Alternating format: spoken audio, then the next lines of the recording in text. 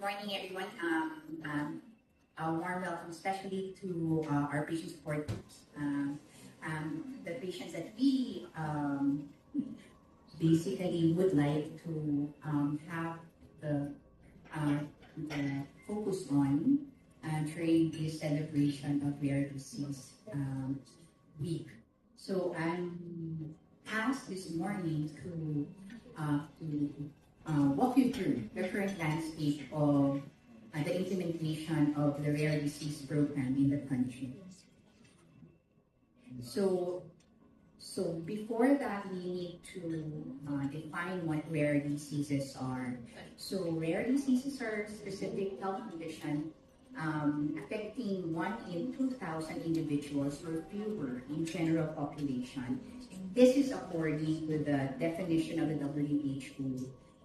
Worldwide, it is estimated